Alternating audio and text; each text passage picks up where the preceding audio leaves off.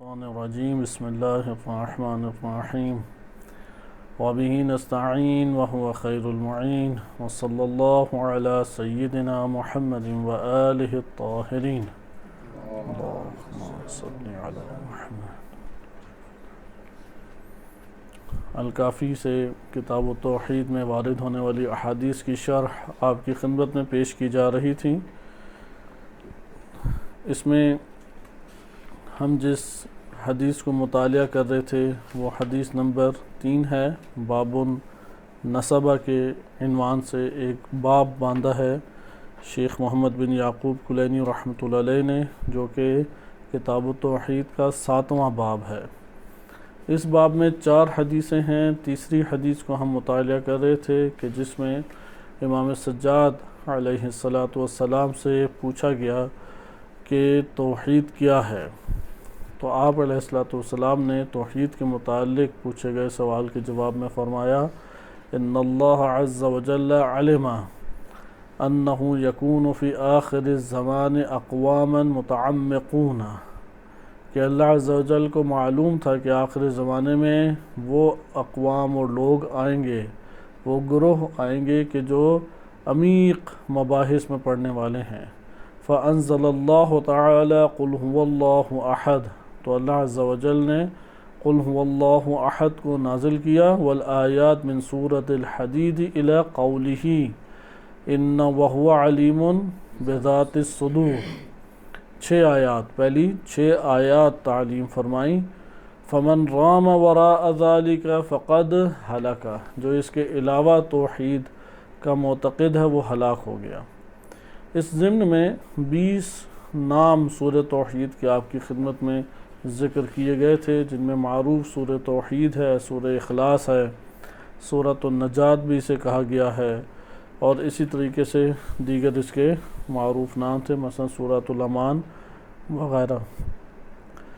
اس میں گفتگو بہت طولانی ہے لیکن ہم مختصر طریقے سے چلیں گے۔ مولا صدرہ رحمۃ اللہ علیہ نے قل هو اللہ احد میں 3 الگ الگ الفاظ اٹھائے، ہوا، اللہ اور احد۔ ہوا جو ہے اس کے حوالے سے ایک گفتگو تو پہلے عرض کی جا چکی کہ علامہ حسن زادہ آملی رحمۃ اللہ علیہ وہ فرماتے تھے ہوا ضمیر نہیں ہے، اس میں اشارہ کبھی بھی ہوا نہیں ہوتا، ضمیر ہے، فقط ضمیر کا ایک احتمال ہے، ضمیر منفصل، یہ ضمیر منفصل اس کا احتمال ہے کہ رفع حالت میں ضمیر منفصل ہوا آتی ہے۔ یہاں پہ یہ 2 احتمال ہے، یا ہوا ہے یا ہوا ضمیر ہے، ضمیر ہو تو کسی ذات کی طرف لوٹتی ہے، یا اسم ہے، اسم کی دلالت مسمى پہ ہوتی ہے، اسم مسمى پر دلالت کرتا ہے، جیسے آپ کا نام آپ کی ذات پر دلالت کرتا ہے، اسی طریقے سے ہوا وہ دلالت کرتا ہے کسی مسمى پہ۔ یہاں پہ وہ ذکر کرتے ہیں کہ یہاں پہ ہوا سے مراد اس مقام ہویت یا مقام عما کی طرف اشارہ ہے، جسے عرفاء مقام عما کہتے ہیں۔ عما یعنی اندھیرا، اندھیرے سے تعبیر ہے۔ عما یعنی جو کسی کے لیے حصہ ظاہر نہیں ہے، وہ اللہ سبحانہ وتعالی کی ذات کا پہلو جو کسی ذات غیر اللہ کے لیے ظاہر نہیں ہے، تو اس ہوا کو کہہ کے اس اسم کے ذریعے سے اس پہلو کی طرف اشارہ ہے۔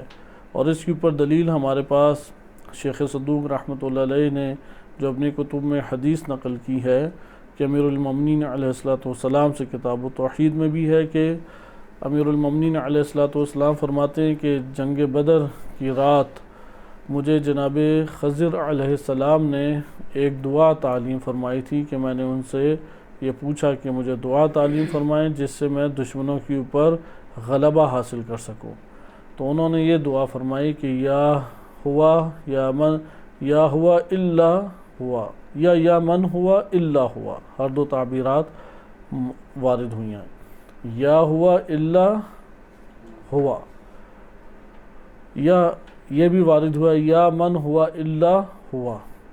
تو یہاں پہ دیکھیں، آپ جانتے ہیں کہ یا جب بھی وارد ہوتا ہے وہ منادا پہ وارد ہوتا ہے، اور منادا کے لیے اسم ہونا ضروری ہے۔ مثلا آپ کہتے ہیں یا اللہ ہو، یا علی ہو یا زید ہو، جس کا بھی نام لانا ہے، تو مسمہ آپ وہاں پہ اسم لے کے آتے ہیں، اس لیے یا ہوا یہاں پہ دلیل ہے منادا کی یا کی، کیونکہ یا کے بعد کبھی بھی ضمیر نہیں آتی، یا ایہا یا یا ندا کے بعد کبھی بھی ضمیر نہیں آتی، اس لیے یہ دلیل ہے، یعنی نحوی اعتبار سے ہمارے پاس باقاعدہ دلیل موجود ہے کہ ہوا بعنوان یا مورد اسم کی پر وارد ہوا ہے۔ اگر ہوا اسم نہ ہوتا تو یہ ضمیر ہوتی، تو یا اس کی پر داخل نہیں ہونی چاہیے تھی، یہ ایک دلیل بھی ہے۔ تو ہوا کہہ کے اس فقط ذات الہی کی طرف اشارہ ہے، یہاں پہ اشارہ سے مراد وہ اس میں اشارہ نہیں ہے، اشارہ سے مراد دلالت ہے، صحیح، اس میں اشارہ الگ ہے، اور یہاں پہ جب ہم کلمہ اشارہ بول رہے ہیں وہ الگ ہے، یعنی ہوا کہہ کے مقام ہویت سے کیا مراد ہے کہ وہ صرف اور صرف ذات الہی جانتی ہے اس پہلو کو، وہ پہلو تمام کے لیے، حتیٰ کہ نبی صلی اللہ علیہ وسلم وائمہ اہل بیت علیہ السلام و تمام انبیاء علیہ السلام، چونکہ اللہ کی ذات کا کسی نے احاطہ نہیں کیا ہوا، تو وہ پہلو کہ جو سب کے لیے حجاب میں ہے، اس ہوا کے ذریعے اس طرف اشارہ ہے۔ پھر اس کے بعد کلمہ اللہ ہے کہ ہم اس کے ظاہری الفاظ پڑھ چکے ہیں کہ یہ الہا سے ہے یا الہا سے ہے یا ولہا سے ہے یا لہا سے ہے، ہم اس کے بارے میں پڑھ چکے ہیں، اور یہ مقالے کے طور پہ موجود بھی ہماری ویب سائٹ کے اوپر، اس لیے حتماً اس کی لغوی مطلب کو جانیں۔ کلمہ اللہ یعنی هو اللہ، قل هو اللہ، یعنی وہ ذات، وہی ذات کیا ہے؟ اللہ ہے، وہی ذات سے ادھر کیا مراد ہے؟ وہ ذات کے جو مقام عما کہلاتا ہے، وہ مرحلہ کہ جو کسی کے لیے آشکار نہیں ہے، وہ ذات، یعنی ذات بدون صفت ادھر مراد ہے، یعنی ذات بدون اسماء و صفات، اسماء و صفات کے بغیر وہ جو ذات کی طرف اشارہ کرنا، وہ کس سے اشارہ کیا جاتا ہے؟ ہوا کے ذریعے سے، لہذا ہوا کے ذریعے سے اسماء، کیونکہ ذات اسماء و صفات کے ہمراہ ہے، اسماء و صفات سے ہٹ کے جب فقط ذات کی طرف اشارہ کرنا ہو تو ہوا کے ذریعے اشارہ کیا جاتا ہے، یا من ہوا یا ہوا من لا ہوا، تو یہ اگر اس طرح کی تعبیرات آئیں تو وہاں پہ ہوا سے مراد کیا ہے؟ فقط و فقط ذات۔ اس جگہ پہ ہم عملاً خارجاً تو اللہ سبحانہ و تعالیٰ بدون اسماء و صفات نہیں ہے، اور کوئی جدا بھی نہیں کر سکتا، لیکن لحاظ کیا جا سکتا ہے، اعتبار کیا جا سکتا ہے، یہ جو لحاظ اور اعتبار ہے اس کی اہمیت اور قیمت ہے۔ لہذا یہ آپ نے ایک معنی مطالعہ کیا کہ جس سے آپ کو یہ معلوم ہوا کہ قل هو اللہ احد، ہوا سے مراد یہ مقام ہویت ہے، مقام ہویت، یا کیا مطلب؟ لحاظ فقط کر رہے ہیں، کیونکہ ایک ہی ذات کو ہم کئی طرح سے لحاظ کر سکتے ہیں، لحاظ کا فلسفہ بھی ہمیں سمجھنا چاہیے، کیونکہ لحاظ کر کے ہم مباحث مطرح کر سکتے ہیں، وَإِلَّا ہمارے لیے بحث کرنا، گفتگو کرنا، تحریر لکھنا وہ ممکن ہی نہ رہے۔ مثلا آپ کو سمجھانے کے لیے انسان کی مثال دی جاتی ہے، آپ انسان کو مد نظر رکھیں، کبھی آپ انسان کو خلقت کے اعتبار سے تقسیم کریں گے، یہ جو اعتبار آپ نے مد نظر رکھے، یہ اعتبار آپ کو بقیہ تمام جہات سے کاٹ رہا ہے، اور آپ کو فقط و فقط ایک جہت کے اوپر مقید کر رہا ہے کہ اس جہت سے بحث کرو، بقیہ جہات سے بحث نہ کرو۔ آپ جب اس جہت سے بحث کریں گے، آپ کہیں گے انسان روح اور جسم کا مرکب ہے، درست؟ پھر کہتے ہیں کہ انسان کو اس کے زندگی کے ادوار کے اعتبار سے آپ تقسیم کریں۔ یہاں پہ جب آپ نے اعتبار کہا ہے، اب یہ آپ کو دیگر تمام پہلوؤں سے کاٹ رہا ہے، اور آپ کو مجبور کر رہا ہے کہ صرف اسی جہت اور اسی پہلو سے آپ گفتگو کریں۔ آپ کہیں گے کہ انسان کے ادوار، اس کے پیدائش کا بچپنا ہے، ایک اس کے نوجوانی کی عمر ہے، ایک جوانی کی عمر ہے، ایک ادیڑ عمر ہے، ایک بڑھاپا ہے مثلا۔ اب جب آپ یہ کلمات کہہ رہے ہیں تو کیا انسان روح اور جسم کا مرکب نہیں ہے؟ یا ہے روح اور جسم کا، لیکن آپ ابھی اس پہلو کو مد نظر نہیں رکھ رہے۔ کیا انسان مرد و زن میں تقسیم نہیں ہے؟ کہیں وہ بھی ہے۔ کیا انسان جو ہے وہ جغرافیائی طور پہ ایشیائی، افریقائی اور یورپ وغیرہ میں تقسیم نہیں ہوتا؟ کہیں گے نہیں، اس اعتبار سے بھی ہوتا ہے۔ کہیں گے جتنی بھی جہات آپ لا رہے ہیں وہ ہمارے مد نظر نہیں ہے، ہم صرف ایک جہت سے ابھی بحث کر رہے ہیں، ایک لحاظ سے بحث کر رہے ہیں۔ یہ جو ایک لحاظ سے بحث ہے اس کو بھی کرنے کا مقصد یہ ہے کہ ہم اس سے گفتگو کر سکیں، ورنہ سب موضوعات کو چھیڑ کے آپ گفتگو کر سکتے ہیں؟ ناممکن ہے۔ اس لیے جب بھی بحث کی جاتی ہے یا جب بھی حتیٰ کہ اگر آپ تبلیغ کے لیے جاتے ہیں، مجالس پڑھتے ہیں، گفتگو کرتے ہیں، یا آپ نے کسی کو کوئی بات بتانی ہے، سمجھانی ہے، تو آپ اعتبار لے کے آئیں گے۔ آپ کہیں گے دیکھو میں یہ جو گفتگو کر رہا ہوں، آپ کئی پہلوؤں سے اس گفتگو کو لے سکتے ہو، لیکن آپ نے اس پہلو سے فقط ابھی آپ توجہ رکھیں، بقیہ پہلوؤں سے توجہ نہ رکھیں اس کی طرف۔ اسی طریقے سے ہم جب توحید میں ذات الہی سے بحث کرتے ہیں تو کبھی ہم فقط اور فقط لحاظ کرتے ہیں ذات الہی کا، بدون اسماء و صفات، وَإِلَّا عملاً تو اللہ سبحانہ وتعالیٰ کو بدون اسماء و صفات نہیں قرار دیا جا سکتا۔ لہٰذا ہم اپنی گفتگو کرنے کے لیے، اس کے لیے خصوصیات کو ثابت کرنے کے لیے کیا کرتے ہیں کہ فقط لحاظ کرتے ہیں کہ صرف ذات کے اعتبار سے بھی گفتگو کی جائے۔ یہ تمام کتابوں میں، ہمارے کلامی کتابوں میں بھی آیات ہے، روایات ہیں اس کے اوپر، حتیٰ کہ کلمہ اللہ کہہ کے بھی اس طریقے سے بحث کی گئی ہے۔ اس لیے کلمہ اللہ جب قرآن کریم میں استعمال ہوا ہے تو دو معنی میں استعمال ہوا ہے، یہ ہم پڑھ چکے ہیں۔ وہ کون سے دو معنی ہیں؟ ایک دفعہ ایک کو ہم نے اللہ ذاتی رکھ دیا اور ایک کو اللہ وصفی، یعنی ایک دفعہ اللہ کہہ کے فقط اور فقط اللہ کی ذات سے گفتگو کی جا رہی ہے، فقط اور فقط ذات باری تعالیٰ کے بارے میں ہم لحاظ کر رہے ہیں، فقط اور فقط ذات باری تعالیٰ کی طرف توجہ کی گئی ہے، نہ کہ اس کے کسی وصف اور اسم کی طرف۔ لیکن جب ہم اللہ کہہ کے صفات کی طرف اشارہ کریں تو پھر یہ وصفی ہے۔ اس لیے ایک اللہ ذاتی ہے اور ایک اللہ وصفی۔ ہوا کہہ کے کس کی طرف اشارہ ہے؟ اللہ ذاتی کی طرف اشارہ ہے۔ ہوا کہیے قل هو اللہ احد، علامہ حسن زادہ عاملی رحمۃ اللہ علیہ کی نگاہ میں ہوا کہہ کے کس کی طرف اشارہ ہے؟ ذات الہی کی طرف فقط اشارہ ہے۔ صحیح ہے؟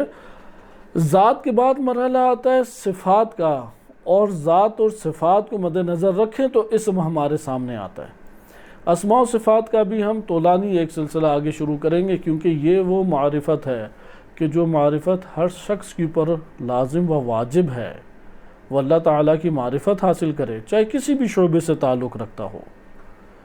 یہ اگرچہ ہمارے ہاں افسوس کی چیز ہے کہ ہمارے ہاں نصاب کے جو بنایا گیا ہے، مدارس کا نصاب یا یونیورسٹی اسکولوں کا نصاب، اس میں معرفت الہی کے عنوان سے بھرپور طریقے سے نصاب نہیں ہے، مختصر ہے، اور وہ بھی اصطلاحات میں الجھا ہوا نصاب ہے۔ لہذا اس لیے خود انسان کو تگ و دو کرنے پڑے گی، اور یہ وہ معلومات ہیں جو قبر میں کام آئیں گی۔ بقیہ علم تو انسان کے لیے رائگاں چلا جائے گا، کیونکہ وہی علم نشو و نما پاتا ہے کہ جو علم توحید سے وابستہ ہو۔ اور مثلا دنیا کے اوپر غور و فکر کرنا چاہیے۔ پہلے بھی دور میں سائنٹسٹ ہوتے تھے، اور مسلمان سائنٹسٹ ہی تھے۔ جو مسلمان سائنسدان تھے، ان مسلمان سائنسدانوں کی اساس توحید کے اوپر تھی، اس لیے وہ ہر شے کو توحید سے جوڑتے تھے۔ موجودہ جو سائنس ہے اس کی اساس توحید کے بغیر الہات پر ہے، لہٰذا وہ سائنس پڑھتے پڑھتے ملحد ہو جاتا ہے۔ پرانے دور میں ملحد اگر سائنس پڑھنے آ جائے تو وہ سائنس پڑھتے پڑھتے موحد ہو جاتا تھا۔ لہٰذا علماء کلام جو اکثر بیشتر نکلے ہیں ہمارے ماضی میں، وہ سائنٹسٹ بھی تھے، خواجہ طوسی رحمۃ اللہ علیہ جیسے دیکھیں۔ اسی طریقے سے ابن سینا نے توحید پہ جو عمیق بحثیں کی ہیں، مسلمانوں میں شاید ہی کسی نے کی ہوں عقلی اعتبار سے بہت عمیق بحثیں کی ہیں۔ اسی طرح آپ بقیہ علماء اٹھا کے لے کے آئیں، آج کے دور میں مسلمان سائنس پڑھتے پڑھتے الحاد کی طرف جانا شروع ہو جاتا ہے، کیونکہ موجودہ سائنسی ایجادات، اس کی بنیاد کیا ہے؟ الحاد۔ اصل سارا مسئلہ یہی آئیڈیالوجی کا ہے، سارا مسئلہ یہی مکتبے اور نظریے کا ہے۔ نظریے کی اساس کے اوپر ہر چیز پنپتی ہے اور پھلتی پھولتی ہے۔ اس لیے ہر پیچھے دشمنی اور ہر لڑائی، اس کا پیچھے آ جا کے اختتام کس کے اوپر ہوتا ہے؟ آئیڈیالوجی اور نظریے کے اوپر ہوتا ہے۔ لہٰذا آپ دیکھیں گے سائنسی ایجادات جو آج کے دور میں ہو رہی ہیں، وہ چونکہ توحید سے ہمکنار نہیں ہیں، توحید کی اساس اور بنیاد کے اوپر نہیں ہیں، لہٰذا ایک فتنے کا باعث بنتی ہیں، اور اس سے مفاد، جو نظریہ اس وقت ابھارا نظریہ مفاد ہے تو مفاد لے کے آ جائیں گے، نظریہ لذات ہے تو نظریہ لذات کے تحت اس سائنسی ٹیکنالوجی سے استفادہ کریں گے، نظریہ شہوات ہے تو اسے شہوات کی اساس بنا لیں گے۔ لازمی ہے کہ توحید اس کی اساس ہو۔ حتیٰ ہم طلاب بھی مثلا ہمارے پڑھنے کا ادھر کیا مقصد ہے؟ اگر توحید مقصد نہیں ہے تو وہی دنیا داری ہے۔ ظاہراً اس نے لباس عالمانہ پہنا ہوا ہے، امامہ اس نے باندھا ہوا ہے، ابا قبا لی ہوئی ہے، مسجد میں نماز بھی پڑھاتا ہے، لیکن اس کے تمام امور کی بنیاد خالص توحید نہیں ہے، یا اصلاً توحید نہیں ہے یا اختلاط ہے، توحید بھی اور دنیا بھی۔ میرا گھر بھی اسی سے چلتا ہے، اس لیے میں مجبور ہوں کہ یہ کام کروں، یا میں اس جگہ پہ رہنے کے لیے یا اس جگہ پڑھنے کے لیے یا اس استاد سے استفادہ کرنے کے لیے مجبور ہوں، اللہ یہ کام ہوگا۔ ادھر کہ میں نے تعلیم اللہ کے لیے نہیں پڑھی، میں نے تو دنیا کے لیے تعلیم پڑھی۔ جھوٹ نہ بولے اپنے نفس میں، اللہ کے لیے وہ ہے الا للہ دین الخالص۔ سورہ زمر میں ارشاد باری تعالیٰ ہوتا ہے کہ اللہ کے لیے دین خالص دین کو کر کے لاؤ، ورنہ اپنے نفس میں جھوٹ نہ بولے۔ وہ خود اعتمادی سے کہے کہ میری مجبوری ہے تو میں نے دنیا کے لیے ایسے کیا، کہ یہ تو غلط ہوا کہ ماحول ہمارے ہاں ایسا ہے، اگرچہ میں مانتا ہوں غلط ہے، غلطی کو تسلیم کرے۔ اس لیے مشرکانہ اعمال سے بیزاری اپنے نفس میں انسان رکھے کہ میں یہاں پہ جو طالب علم بن کے رہا ہوں، میرے مفاد جو ہیں وہ دیگر مفاد تھے۔ مثلا میں اس لیے آیا تھا تاکہ شہری حاصل کروں، اس لیے آیا تھا تاکہ اقامہ حاصل کروں، اس لیے آیا تھا تاکہ میں فلاں کام کروں جو بھی اس کے اپنے ذہن میں ہے، کیونکہ بالآخر خدا کی بارگاہ میں سارے آیا ہیں۔ زندگی مختصر سی ہے، تیزی سے گزر جاتی ہے، اس کے بعد کہاں بھاگے گا؟ کہیں پہ بھی نہیں بھاگے گا، سامنے آیا موجود ہے۔ اور وہ زندگی آپ جس طرح خواب دیکھتے ہیں، خواب جب دیکھتے ہیں یہ احساس ہوتا ہے کہ آپ کہیں اور ہیں ابھی، یا جاگنے کے بعد احساس ہوتا ہے؟ خواب کے اوپر بہت غور کریں، دقت کریں، کیونکہ خواب ہی اگلا جہان ہمارا۔ یعنی خواب میں جو احساسات ہیں، خواب میں جو آپ کے جذبات ہیں، خواب میں جو آپ کے اندر ایک حوادث سامنے نمایاں ہو رہے ہیں، یہی ہمارا اگلا جہان ہے۔ لیکن حقیقت میں ابھی خواب حقیقت نہیں ہے، بس وہ رنگینی اسی طریقے سے ہے۔ جان پہچان ہماری باقی رہے گی جب ہم نے اس دنیا میں ایک دوسرے کو جان لیا، یہ جان پہچان کبھی بھی نہیں غائب ہوگی۔ اس لیے اگر جو ذلیل و خوار ہے وہ اگلے جہان میں سب کے سامنے ذلیل و خوار ہے، کیونکہ اگلا جہاں یوم تبلی السرائر ہے، کہ اس میں اسرار جو ہیں وہ کھول کے سامنے رکھ دیے جائیں گے، مگر اللہ جس کے لیے ستار العیوب بن جائے۔ لہذا یہ آپ نے ملاحظہ کیا کہ پڑھائی کی بنیاد، درس کی بنیاد، زندگی کی بنیاد وہ توحید ہونی چاہیے۔ توحید نہیں پہچانیں گے تو کیسے ہو؟ یعنی اس دنیا میں مشاہدہ وسیع پیمانے پہ کر رہے ہیں لیکن نہیں توحید کو دیکھ رہے، یہ غافلانہ زندگی ہے۔ جیسے ہوتا ہے گھروں میں انسان عادی ہو جاتا ہے، مثلا وہ دیکھ رہا ہے کہ ظاہری طور پہ اگر آپ مادی اعتبار سے بھی دیکھیں، ظاہری طور پہ آپ دیکھ رہے ہیں کہ یہ سارے امور میرے والد محترم انجام دے رہے ہیں، لیکن نہیں احساس کرتا، اپنے آپ کو حقدار سمجھنے لگ جاتا ہے، یار انہوں نے تو یہ کرنا ہی کرنا تھا۔ اور جب وہ نہیں کرتے یا ناراضگی پیدا ہوتی ہے، اس دنیا سے اٹھ جاتے ہیں اور دھچکا لگتا ہے تو پھر اس کی عقل ٹھکانے آ جاتی ہے۔ انسان کی اس دنیا میں زندگی بھی ایسی ہے، سب کے سب امور اللہ کی جانب سے انجام پا رہے ہیں۔ ایک تدبیر ہے میں اور آپ کرتے ہیں، ایک تدبیر ہے کہ جو آپ کے دوست یا دشمن کرتے ہیں، ایک تدبیر ہے جو اللہ تعالیٰ کی طرف سے ہے۔ متحقق کون سی ہوگی؟ جو اللہ کی طرف سے ہے۔ مثلا آپ کے دوست نے تدبیر کی کہ جس سے آپ کو نفع پہنچے، آپ کے دشمن نے تدبیر کی جس سے آپ کو نقصان پہنچے، صبر بھی اس نے اختیار کیے، کوئی کارگر نہیں ثابت ہوا۔ اس کے مقابلے میں جو اللہ کی تدبیر ہے وہ کارگر ثابت ہوگی۔ اس لیے اس جہان میں دیکھیں اللہ کی تدبیر وہ نمایاں ہے، خداوند متعال کی تدبیر عیاں کرتی ہے ہر شے کو۔ یہ توحید کی اساس پہ سامنے آتی ہیں۔ اس لیے ایک روایت امام سجاد علیہ السلام کی ان سے منقول ہے۔ اب روایات اور آیات میں قرآن کریم کی آیات تکرار سے کہتی ہیں خلقت پہ غور کرو، تکرار سے۔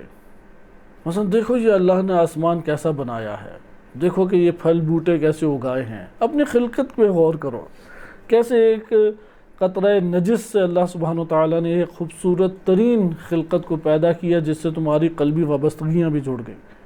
کس طرح اللہ جسم کو نشوونما دیتا ہے، ہر چیز کے اوپر غور کرو۔ تو امام سجاد علیہ السلام سے منقول ہے کہ ان کے سامنے جب پھل آتا تو بسم اللہ الرحمن الرحیم پڑھنے کے بعد اس کے اوپر غور کرتے، کیا خوبصورت اللہ نے خلق کیا ہے، کیا اس کے بہترین رنگ ہیں، کیا اس کے اندر مٹھاس بھر دی ہے، کیا صحت و تر و تازگی سے عطا کی ہے۔ پھر اس کے بعد اس کو سونگھتے تھے کہ کیا خداوند متعال نے اس میں خوشبو رکھی ہے، کس قدر خدا نے اس کو رنگین اور خوبصورت اور زینت بخش بنایا ہے۔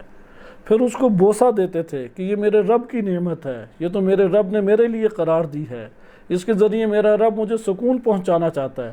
چونکہ اس کی نسبت اللہ سے ہے، اس نسبت کی بنیاد پہ اسے بوسہ دیتے تھے اور پھر اس کے بعد تناول فرماتے تھے۔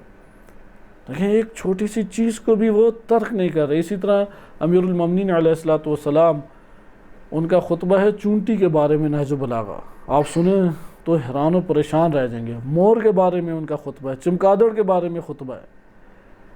اب یہ سارے نیشنل جغرافی چینل کی تحقیقات ایک طرف رہ جائیں گے، جو امام علی علیہ السلام نے فرمایا وہ ایک طرف ہے، اس کے اندر بلاغت کا حسن دیکھیں، اس میں اسرار کائنات کو دیکھیں، اس میں اللہ سبحانہ وتعالیٰ کی توحید سے وابستہ ہو کے تحقیقات کی جدت اور نوعیت کو دیکھیں، انسان حیران ہو جاتا ہے۔ لہذا جو اس دنیا میں غور و فکر کر کے اللہ سبحانہ وتعالیٰ کی قدرت اور اس کی علم اور حکمت اس کی اساس پہ حمد نہیں کر پاتا، وہ پھر غافلانہ زندگی بسر کر رہا ہے۔ جو معجزہ اس کے سامنے عیاں کر دیں یہ بندہ اندر سے درست ہونے والا نہیں ہے۔ جناب عیسیٰ علیہ السلام سے منقول ہے، فرماتے ہیں کہ پتھر کے اوپر کبھی بھی پودا نہیں اگتا۔ بعض شبہات اور بعض اندھیرے گناہ جو ہیں وہ پتھر نفس کو بنا دیتے ہیں، اس کے اوپر جو پانی برسا لیں ادھر سے پودا نہیں اگے گا۔ لیکن بعض اوقات ایسا ہوتا ہے کہ زمین ہموار ہے، نرم ہے، اس کے اوپر تھوڑی سی فوار بھی پڑتی ہے تو پودا اگاتا ہے، کیونکہ زمین نرم ہے، زمین زرخیز ہے۔ لہذا گناہ اور غفلت ہر دو، غفلت گناہوں میں ایک بالا ترین گناہ ہے، چھوٹا گناہ نہیں ہے۔ اگر اللہ سے غافلانہ زندگی بسر ہو تو یہ کوئی عام سے چیز نہیں ہے، یہ غفلت ہے جو کفر کراتی ہے، یہ غفلت ہے شرک کراتی ہے، یہی غفلت ہے جو انسان کو حیوان بناتی ہے، یہی غفلت ہے جو گناہوں کی طرف اتارتی ہے۔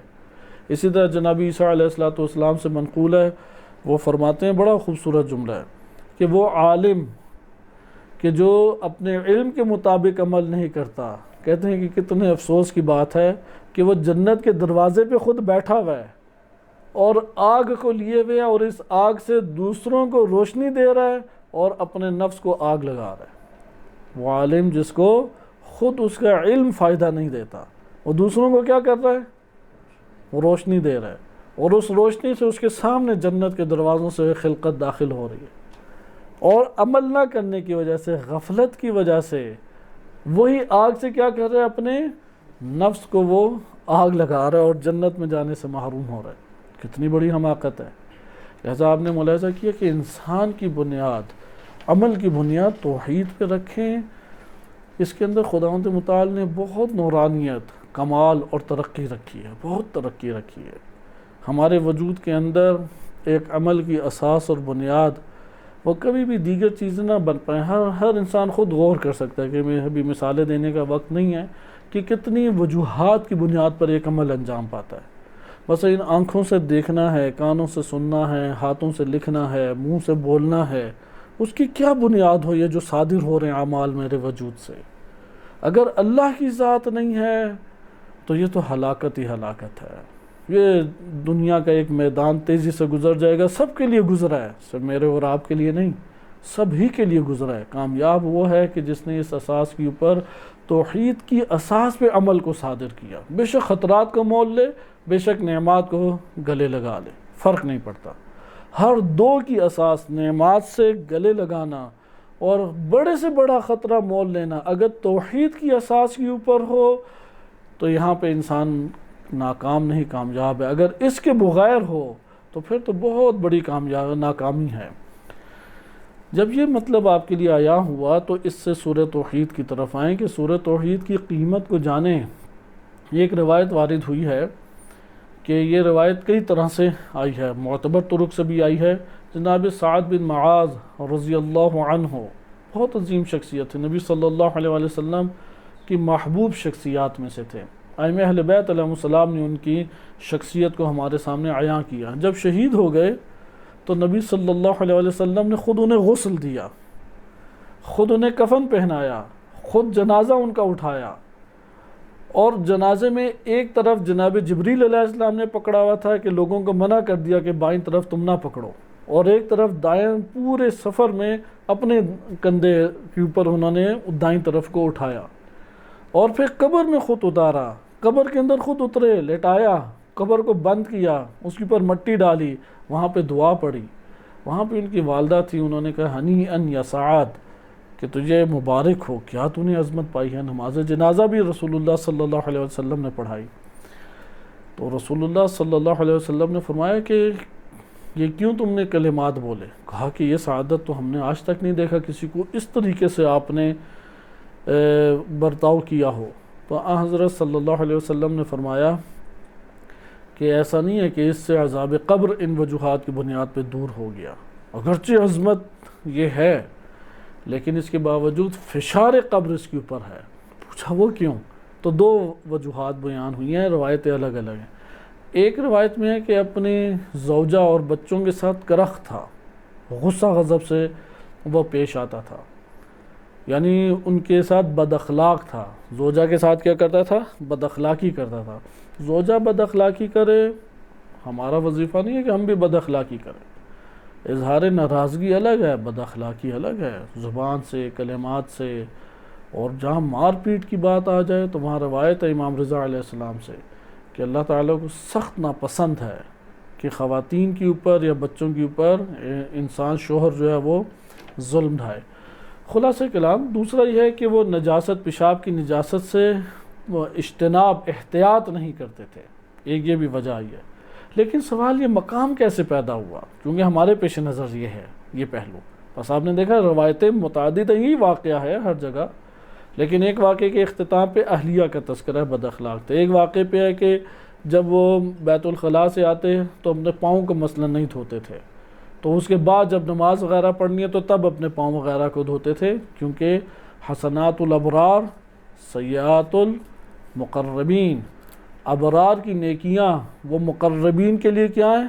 وہ سیئات ہیں، یعنی جو جتنا قریب ہوتا ہے اس سے چھوٹی سی بھی خطا اگرچہ گناہ کی سطح پہ نہ ہو، قابل قبول نہیں ہے، لیکن ابرار کی نیکیاں اس لیے ممکن ہے وہ ابرار کے لیے نیکیاں ہوں، وہ جو ابرار کی نیکیاں وہ مقربین کے لیے کیا ہیں؟ وہ گناہ ہیں کہ تم سے یہ توقع تھوڑی تھی۔ تو اس لیے یہ ہو سکتا ہے کہ اس بنیاد پہ بھی سعد بن معاذ کا رتبہ بلند ہے، لیکن ایک روایت میں وارد ہوا کیوں بلند ہے، اس کی وجہ یہ بیان کی گئی کہ نبی صلی اللہ علیہ وسلم انہوں نے جناب جبریل علیہ السلام سے پوچھا، روایت کے کچھ اس طرح سے کلمات ہیں کہ کیا وجہ ہے، یا بعض لوگوں نے نبی صلی اللہ علیہ وسلم سے پوچھا تو جناب جبریل علیہ السلام نے بیان کیا، اور وہ وجہ کیا ہے؟ اٹھتے بیٹھتے سوتے جاگتے کھڑے ہوتے بات چیت کرتے ہر حالت میں سورہ توحید پڑھا کرتے تھے، قل هو اللہ احد اللہ الصمد، ہر حالت میں پوری سورہ توحید ایک سانس میں پڑھی جاتی ہے۔ آپ سیکنڈ دیکھیں شاید 2 سیکنڈ لگیں، بعض ہیں جو ذکر اور ورد کے طور پہ اسے پڑھتے ہیں۔ لہذا جناب سعد بن معاذ میدان جنگ کے بندے ہیں، فوجی بندے ہیں، بڑے بڑے نڈر ہو کے محاذوں پہ جانے والی شخصیت ہیں، اس لیے میدان جہاد میں شہید ہو گئے، لیکن ان کی زندگی کیسی تھی؟ ایک وہ ہوتے ہیں کہ جو امریکن نواز جرنیل کرنیل ہیں، ان کے دل اندر سے بزدل ہوتے ہیں، چہرہ انہوں نے صدامیوں جیسا بنایا ہوتا ہے۔ ایک ہے کہ جو دین اسلام میں ڈھلے ہوئی شخصیات ہیں، یہ بھی کرنیل جرنیل ہیں، لیکن ان کے اطوار اور ان کے طور طریقے دیکھیں، متواضع ہیں، اللہ کے سامنے خاضع ہیں، ذکر کی حالت میں رہتے ہیں۔ یہ جو ذکر کی حالت میں رہنا یہ عظمت دیتا ہے انسان کو۔ لہٰذا یہاں پہ آپ دیکھیں کیا ہے کہ کثرت سے اٹھتے بیٹھتے، سواری پہ سوار ہو رہے ہیں، گھوڑے پہ، گھوڑے سے اتر رہے ہیں، کوئی چیز اٹھا رہے ہیں، کیا پڑھا کرتے تھے؟ سورہ توحید پوری، بسم اللہ الرحمن الرحیم، قل هو اللہ احد اللہ الصمد لم یلد ولم یولد ولم یکن لہ کفوا احد۔ آپ پڑھ کے دیکھیں کتنی دیر لگتی ہے۔ ہر عمل میں اگر آپ 1 سیکنڈ پڑھ دیں تو اس میں کیا جاتا ہے، لیکن وہ کہتے ہیں فرشتوں کا نزول اس وجہ سے تھا، کیونکہ روایات میں وارد ہوا 70,000 فرشتے کھچا کچ بھرا ہوا تھا جنازہ ان کے فرشتوں سے، 70,000 فرشتے نازل ہوئے اور انہوں نے ان کے جنازے پہ چلے اور نبی صلی اللہ علیہ وسلم کی معیت میں نماز جنازہ پڑھا۔ تو اس کی وجہ پوچھی کہ یہ فرشتے کیوں نازل ہوئے؟ فرمائے جو قل هو اللہ احد کثرت سے پڑھتے تھے۔ اب آپ اس کے مطلب کی طرف آ جائیں تو کتنا خوبصورت مطلب ہے، جتنا وقت ہم اس کے اوپر لگا دیں وہ کم ہے۔ بعض ایسے محاسن ہیں کہ آپ کو وہ کسی بھی جگہ پہ یہ اسرار حقیقت نہیں ملیں گے۔ حقائق ہیں نا کائنات کے، حقیقت کے اسرار ہیں، کائنات کے اسرار ہیں۔ کائنات کے اسرار کو اگر کوئی کھولتا ہے، یا وحی کے ذریعے کھلے ہیں یا واقعاً عرفان کے ذریعے سے، غیبی جو حالات ہیں، غیبی حقائق وہ عرفان کے ذریعے کھلے ہیں۔ اگر کوئی شخص ائمہ اہل بیت علیہ السلام کی حقیقی معنی میں اطاعت کریں، اس کے لیے غیب کی دنیا کھلتی چلی جائے گی۔ قرآن کریم غیب کی خبریں دے رہا ہے۔ ائمہ اہل بیت علیہ السلام کے اقوال جو ہیں وہ انسان کے باطن اور جہان کے باطن کا ہمیں تعارف کراتے ہیں۔ اس باطن کی کائنات کے اندر حسن و جمال، اس باطن کے اندر تنہائیوں کا دور ہونا، وہ کس اساس پر ہے؟ قل هو اللہ کے ساتھ۔ اس لیے اس سے اتنی شدید محبت ہے اہل بیت علیہ السلام کو کہ آپ دیکھیں کہ جتنے اعمال ہیں لعلی القدر کے، اس میں سب سے زیادہ کس کا تذکرہ ہے؟ قل هو اللہ احد کا۔ ہر نماز 50 دفعہ ہر رکعت میں قل هو اللہ، 10 دفعہ قل هو اللہ، 3 دفعہ قل هو اللہ۔ پھر اسی طریقے سے آپ دیکھیں واحد ہمارے پاس پوری نماز میں، پنجگانہ نمازوں میں، اگر ایک ہی نماز میں دونوں رکعت میں قل هو اللہ کے علاوہ کوئی بھی سورہ پڑھے وہ کیا ہے؟ تو اسی دفعہ تکرار اس کا مکروہ ہے، سوائے قل هو اللہ کے۔ قل هو اللہ کا مکروہ نہیں ہے۔ اگر نماز انسان پڑھے پنجگانہ اور اس میں کسی ایک نماز میں اس نے قل هو اللہ نہ پڑھی ہو، یہ بھی مکروہ ہے۔ حتماً پڑھے، یعنی حتماً سے مراد ہے مستحب ہے پڑھنا، اس کا ترک نہیں کرنی چاہیے۔ قل هو اللہ کی عظمت کا اس سے اندازہ لگائیں۔ یہاں پہ قل هو اللہ احد میں ہوا ضمیر لیں عیب نہیں ہے، لیکن اگر اسم لیں کہ اس کے ذریعے سے فقط ذات الہی مراد ہے بدون اسماء و صفات، یہ بہترین مطلب ہے عرفاء کے نزدیک۔ اللہ کی طرف آ جائیں، یہاں پہ کلمہ اللہ کے ایک ہم بحث پڑھ چکے ہیں، ذاتی اور وصفی۔ آپ کو کیا محسوس ہوتا ہے، ادھر ذاتی ہے یا وصفی؟ ہوا اللہ۔ یہاں پہ جو ظاہر ہمارے پاس ہوتا ہے اس سے معلوم ہوتا ہے کہ یہاں پہ وصفی مراد ہے، کیونکہ ہوا کے ذریعے سے ذاتی کی طرف اشارہ ہو گیا نا۔ وہ جو اللہ ہے وہ اسماء و صفات سے بھی متصف ہے۔ یہ جو صفات باری تعالیٰ سے اس کا متصف ہونا ہے، اللہ سبحانہ و تعالیٰ کا اپنی صفات سے متصف ہونا ہے، اس کا پہلا درجہ وہ مقام احدیت کہلاتا ہے۔ لہذا یہاں پہ ذکر کیا، اس لیے ہوا اللہ احد، اس کے 3 مقام میں ملا صدر رحمۃ اللہ علیہ نے تقسیم کیا۔ اللہ کہہ کے مقربین مراد ہیں، ہوا کہہ کے مقربین مراد ہیں، اللہ کہہ کے اصحاب یمین، اور احد کہہ کے اصحاب شمال مراد ہیں۔ توجہ کریں، کیونکہ دیکھیں قل هو اللہ احد کی تفاسیر کئی طرح سے سامنے آتی ہیں بالفاظ دیگر۔ ایک مطلب انشاءاللہ کسی مورد میں آئے گا، حقیقی قرآن کی تفسیر آیا یہی تفسیر ہے کہ جو شیخ طوسی و شیخ طبرسی رحمہم اللہ نے کی، یا علامہ طباطبائی رحمۃ اللہ علیہ نے کی، یا انہوں نے وہ تفسیر کی جو اللہ سبحانہ و تعالیٰ نے ان کے لیے آشکار کی؟ لہذا عرفان میں ایک اور نوع تفسیر کا تذکرہ ہے جسے تفسیر انفسی کہا جاتا ہے۔ ایک تفسیر انفسی اور ایک تفسیر آفاقی ہے۔ جو آپ مشاہدہ کرتے ہیں تفسیر آفاقی ہے، یہ پوری کائنات تفسیر آفاقی ہے۔ ایک تفسیر انفسی ہے کہ اللہ سبحانہ و تعالیٰ نے یہ آیت کا معنی آپ کے لیے آشکار کیا آپ کی سطح کے مطابق۔ البتہ اس کے اندر خیال اور وہم اور نفسانی جو رجحانات ہیں اس کا دخل ہو سکتا ہے، اس لیے اس کے اپنے ضوابط ہیں۔ ایسا نہیں ہے کہ جو میرے خیال میں آئے، جو میرے خواب میں ہے وہ ٹھیک ہو جائے گا آیت کے اعتبار سے، وہ قطعاً ٹھیک نہیں ہے۔ ابھی اس مورد میں ہم نہیں ہے کہ تفسیر انفسی کے اوپر بحث کی جائے، لیکن یہ بات ضرور ہے کہ ہر شخص اپنی سطح کے مطابق ایک علم کو حاصل کر پاتا ہے۔ لہذا انسان کے اندر جتنا تزکیہ نفس ہے اسی کے مطابق اس کے لیے معنی آشکار ہوتے ہیں، اور اس آشکار ہونے کے اعتبار سے اس کی توجہ جاتی ہے، وَإِلَّا اس کے لیے دروازہ بند ہوتا ہے۔ اس اتنے آرام سے علوم کا دروازہ، یعنی اصطلاحات کے یاد ہونے سے اور پورے نمبر لینے سے اور صحیح بہترین رٹا لگا کے جواب دینے سے کبھی بھی عالم ہونے کی نشاندہی نہیں ہوتی۔ عالم ہونے کی نشاندہی کیا ہے؟ اللہ کی طرف سے عنایت و علم۔ یہی مطلب، یہی سورہ ہمارے لیے اللہ تعالیٰ ہمارے مرحلہ وجودی کے مطابق آشکار کرے۔ وہاں پہ جب آشکار ہوگا کہ اس کے اثرات جدا ہوں گے، اس کی تاثیر ایسی ہوگی، جیسے قرآن کریم کی آیت ہے کہ اذا تلیت علیہم آیاتہ، جب اللہ کی آیات ان کی طرف تلاوت کی جاتی ہیں ان پر، تو کیا ہوتا ہے؟ اذا تلیت علیہم آیاتہ زادتہم ایمانا، تو یہی آیات ایمان میں ان کے اضافہ کرتی ہیں۔ آیت کو دیکھیں، آپ غور کریں، اذا تلیت علیہم آیاتہ، جب اللہ کی یا اس قرآن کی آیات ان پر تلاوت کی جائے تو کیا ہوتا ہے؟ زادتہم ایمانا، ہم ضمیر آئی ہے، ان میں اضافہ ہوتا ہے۔ کیا مطلب؟ ان میں، ان کے وجود میں اضافہ ہوتا ہے ایمان کے اعتبار سے۔ ہم الحمد کا تکرار کرتے ہیں تو محسوس ہوا کچھ اضافہ ہوا ہے، یا جمائیاں ہی آتی ہیں فقط، ادھر ادھر ہی ذہن پھر رہے ہوتے ہیں کہ یہ بھی کرنا ہے وہ بھی کرنا ہے۔ جیسے وارد ہوا ہے بعض اہل سنت کتب میں کہ خلیفہ دوم پوری جنگ کی پلاننگ 2 رکعت نماز میں کر لیا کرتے تھے، تو بعض نماز اسی طریقے سے پڑھتے ہیں، ان سے مشابہ نمازیں کہ وہ سارے امور کہ میں نے 24 گھنٹے میں کیا کرنا ہے، اس کے بعد کیا کرنا ہے، کھانا کھانے کے بعد کیا کرنا ہے، ساری پلاننگ ان کی 2 رکعت نماز میں ہو جاتی ہے۔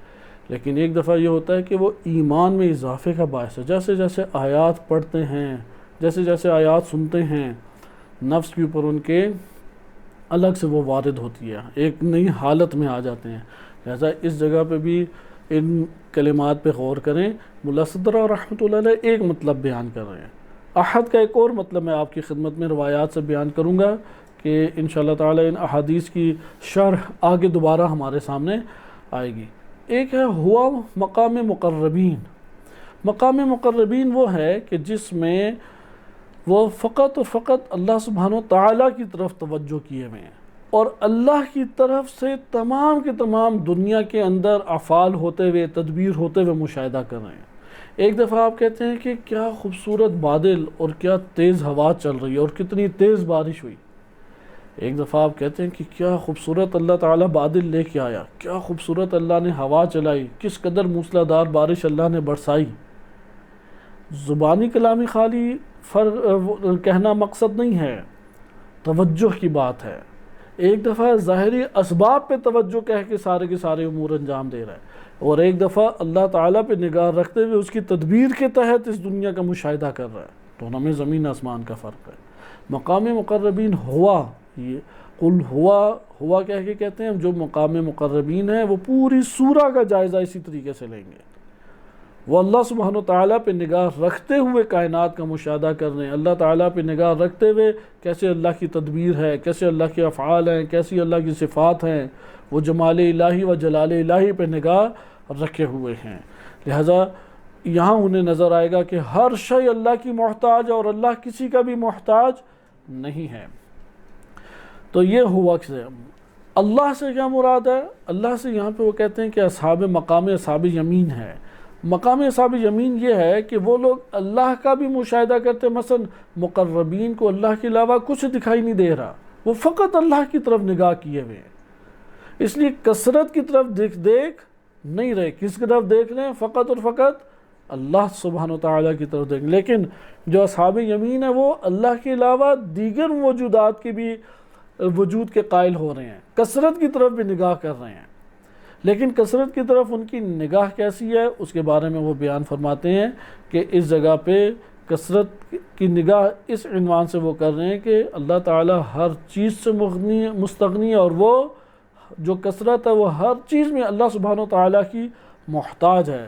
لہذا پس انہوں نے حق کا بھی مشاہدہ کیا، اللہ کہہ کے حق کا بھی مشاہدہ کیا، لیکن حق کا مشاہدہ کرتے کرتے کثرت میں بھی ان کی نگاہ کی، اور نگاہ جب کثرت کے اوپر کی اور کئی موجودات کو بھی انہوں نے مد نظر رکھا، تو یہاں پہ ضروری ہے کہ حق کو غیر حق سے جدا کیا جائے۔ مثلا جب آپ کہتے ہیں اللہ بھی موجود ہے تو پھر کہتے ہیں دنیا بھی موجود ہے، کائنات بھی موجود ہے۔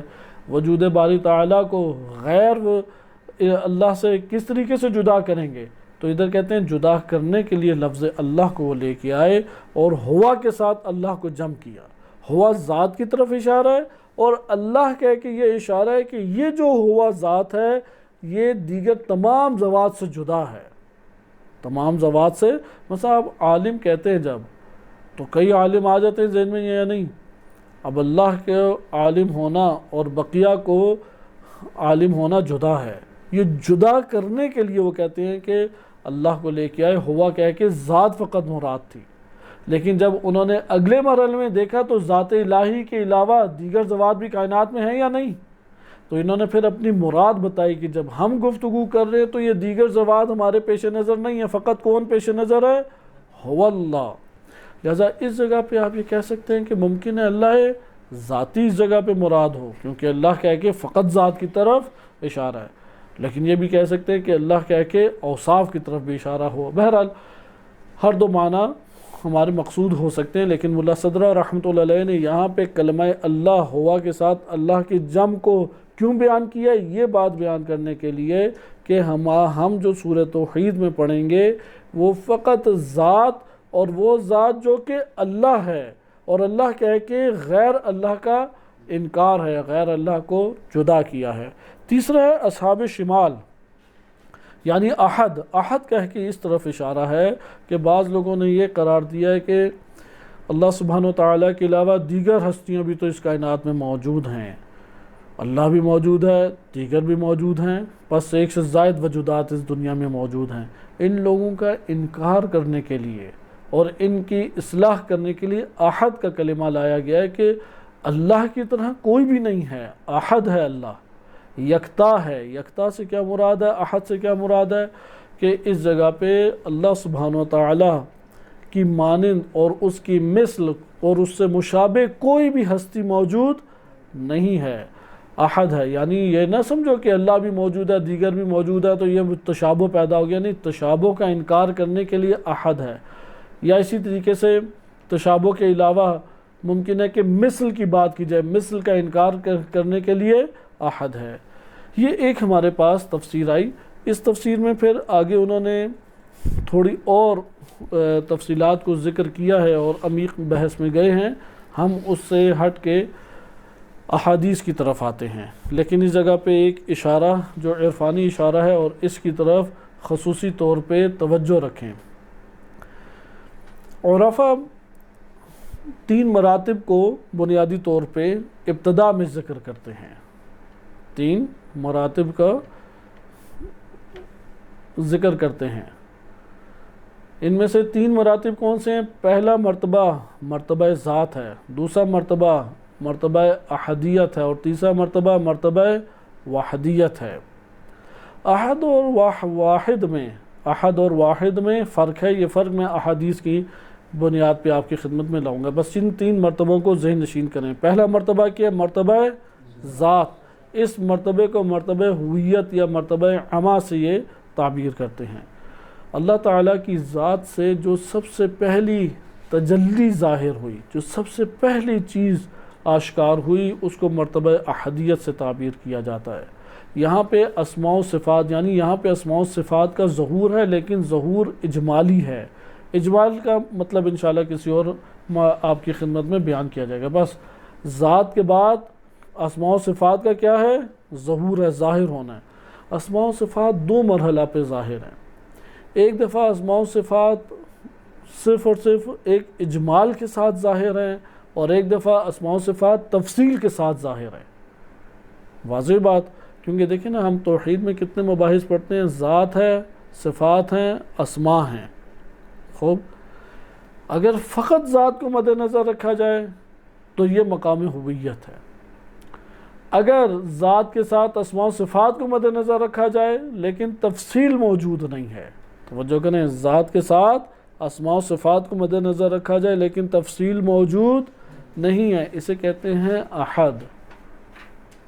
اور اگر اسماء و صفات کی تفصیل موجود ہے، اسے کہتے ہیں وحدیت، اسے وحدیت بھی کہتے ہیں۔ بس ایک مرتبہ احدیت ہے اور ایک مرتبہ وحدیت ہے۔ اس کی اور تفصیل انشاءاللہ تعالی کسی اور مطلب میں میں آئے گی. بس ایک دفعہ فقط کیا ہوتا ہے، ذات کو مد نظر رکھا جاتا ہے، ایک دفعہ ذات کے ساتھ اس کے اوصاف صفات و اسماء کو بھی مد نظر رکھا جاتا ہے. اگر ذات اور اسماء و صفات کو مد نظر رکھیں لیکن اجمالاً بدون تفصیل مد نظر رکھیں تو یہ مقام احدیت ہے، اور اگر تفصیل کے ساتھ مد نظر رکھیں تو یہ کیا مقام وحدیت ہے. بالفاظ دیگر مقام احدیت سے بالا تر نہیں جایا جا سکتا، مقام احدیت سے بالا تر نہیں جایا جا. اگر ہم بلندی کی طرف جائیں کہاں پہ ہم رک جائیں گے؟ ذات پہ یا مقام احدیت پہ؟ ابھی میں نے کیا جملہ بولا کہ مقام احدیت سے بالا تر نہیں جایا جا، ذات الہی تک کسی کی رسائی نہیں ہو سکتی. اس لیے روایات میں وارد ہوا ہے لا تتفکروا فی اللہ، ذات الہی میں مت تفکر کرو. مقام احدیت سے آگے نہیں جایا جا سکتا. بس بالا ترین مقام پہ اگر ہم جاتے جائیں تو کہاں رک جائیں گے؟ احدیت پہ. اور اگر احدیت سے نیچے آتے جائیں کہاں رک جائیں گے؟ مقام مادہ، یہ جو کائنات ہے. اس لیے عرفاء ایک لفظ بولتے ہیں احدیت اور یہ جو مقام مادہ ہے جہاں پہ ہر چیز ظاہر ہے، یعنی یہ دنیا، یہ طبیعت، اس کے درمیان برزخیں ہیں. کیونکہ برزخ اسے کہتے ہیں، درمیان میں حائل چیز کو کہتے ہیں نا برزخ. صحیح ہے؟ مثلا دو دریا ہیں، ان کے درمیان اگر رکاوٹ ہو اس رکاوٹ کو کیا کہیں گے؟ بینہما برزخ لا یبغیان. قرآن کی آیت بھی ہے نا کہ یہ دو سمندر ہیں، ان کے درمیان ایک پانی دوسرا اور دوسرا پانی تیسرے میں بغاوت نہیں کر رہا، سرکشی نہیں کر رہا. یہ تو آپ نیٹ پہ لکھیں تو سامنے آ جائے گا، ایک سبز پانی اور ایک خاکی پانی، یوں دونوں دیوار کی طرح درمیان میں ہیں. یہ نیلا پانی ادھر نہیں آ رہا، سبز پانی ادھر نہیں آ رہا. قرآن نے اشارہ بھی کیا بینہما برزخ لا یبغیان. اسی طریقے سے قیامت اور اس مادی دنیا کے درمیان کیا ہے؟ برزخ، جسے قبر کہتے ہیں آپ، جہاں پہ روحیں جائیں گی. مٹی کے اندر مٹی والا ہمارا جسم چلا جائے گا، روح کہاں جائے گی؟ برزخ. وہی حقیقی قبر ہے، ادھر ہی سوال جواب ہے، ادھر ہی سب کچھ ہے.